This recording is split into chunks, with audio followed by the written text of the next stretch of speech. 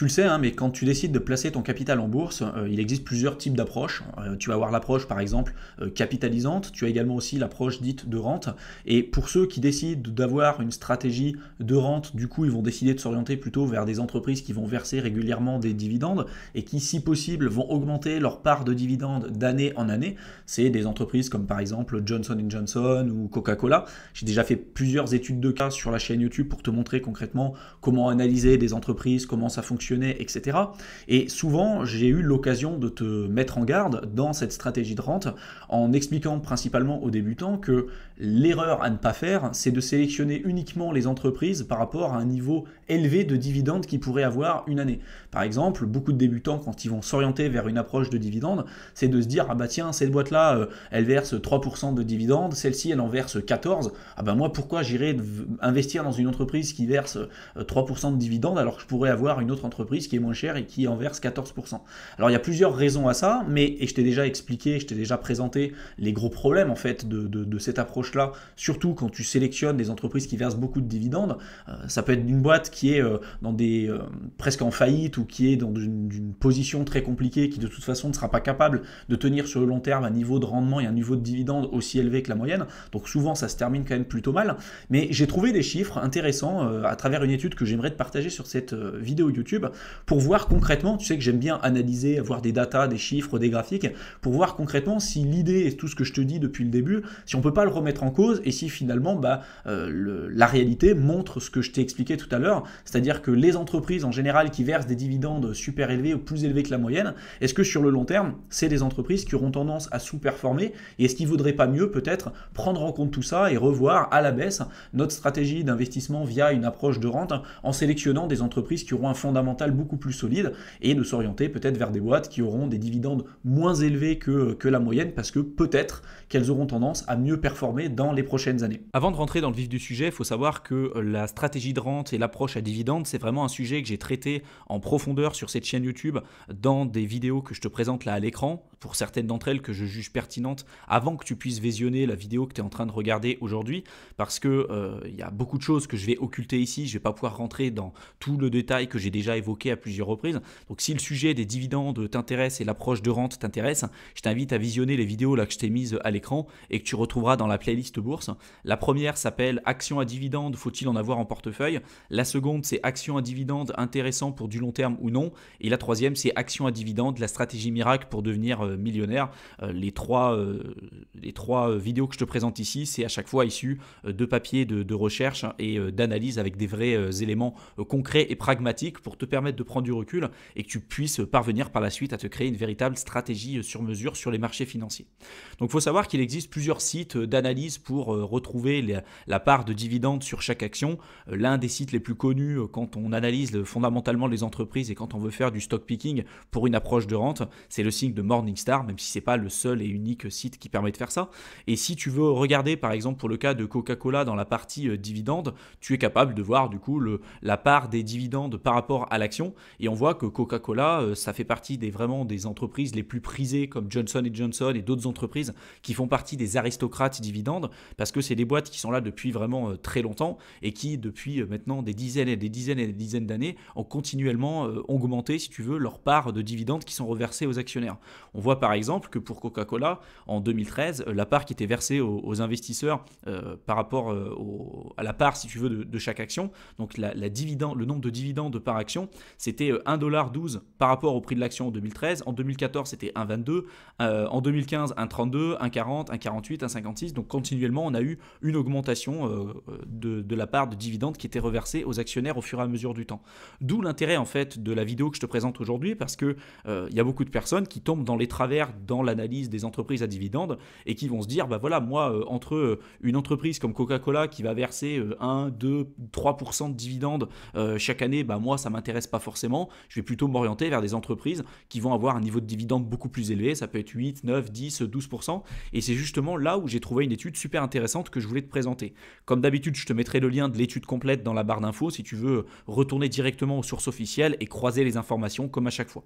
Donc là, cette étude a analysé les performances des différents secteurs d'activité en fonction de différentes périodes, en l'occurrence entre mars 1957 et avril 2023, par rapport aux différents secteurs du S&P 500 sur un indice équipondéré. Donc on va prendre en considération que tous les différents secteurs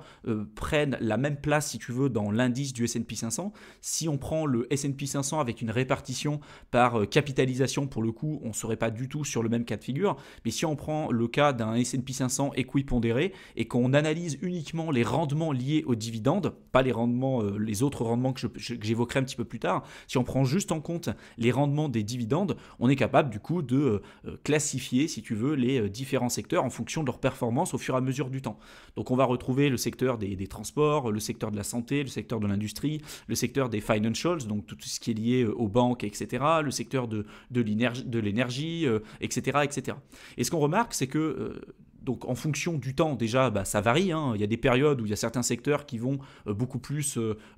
proposer, enfin qui vont être capables de proposer des dividendes beaucoup plus élevés que la moyenne, et puis des moments, ça va être un petit peu plus faible. Mais globalement, ce qu'on remarque, c'est que les secteurs là qui ont pu donner le plus de dividendes en moyenne, en prenant uniquement les dividendes, entre mars 1957 et avril 2023, on retrouve les utilities, donc avec le plus gros rendement de dividendes sur cette période de 5,28%, les financials avec 3,61. On va retrouver un peu le secteur de l'industrie avec 3,34 et équivalent avec celui de l'énergie. Et en dessous, on va regarder si les rendements du dividende ont été capables sur cette période de battre tout simplement l'inflation. Donc sur cette période, en moyenne, le rendement moyen pour toutes ces différentes industries entre mars 1957 et novembre 1962, en moyenne les rendements du dividende sur un indice équipondéré, en prenant en compte uniquement les rendements de dividendes, on a eu des rendements de 3,96% et une inflation de 1,63%. Donc oui, en effet, on a pu finalement battre l'inflation.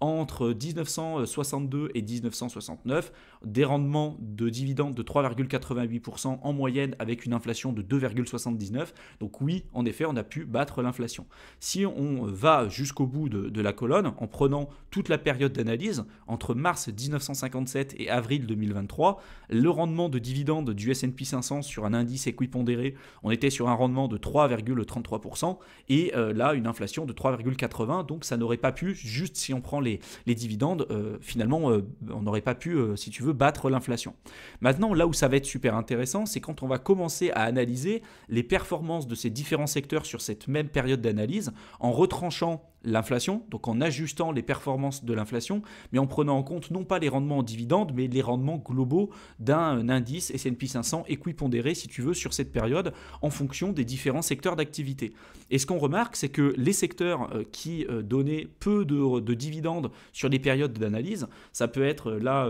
le secteur que tu vois à l'écran, la deuxième colonne, les information technology, le secteur de la santé, etc. C'est finalement des secteurs qui ont donné très peu de dividendes et qui offrent très peu de dividendes, mais pour le coup, c'est les secteurs qui ont le mieux performé sur la période d'analyse, entre mars 1957 et avril 2023. Par contre, si on commence à analyser sur cette même période ceux qui ont donné, des secteurs en tout cas qui ont donné le plus de dividendes sur cette période d'analyse, les utilities, les financials et l'énergie par exemple, à chaque fois, c'est des secteurs qui ont finalement sous-performé tous les autres secteurs qui, eux, ont donné très peu de dividendes. Donc ça te montre quand même que tu peux être amené à trouver des entreprises qui vont surperformer dans les secteurs d'activité qui n'ont pas le vent en poupe, comme par exemple là les financials, l'énergie ou les utilities, parce qu'il y a des entreprises qui sont très très bien à l'intérieur, mais quand on commence à rentrer dans ce genre de secteur d'activité, il faut quand même être encore plus vigilant, parce que globalement, en tout cas sur cette période d'analyse, ça démontre que ça peut être des secteurs qui, oui,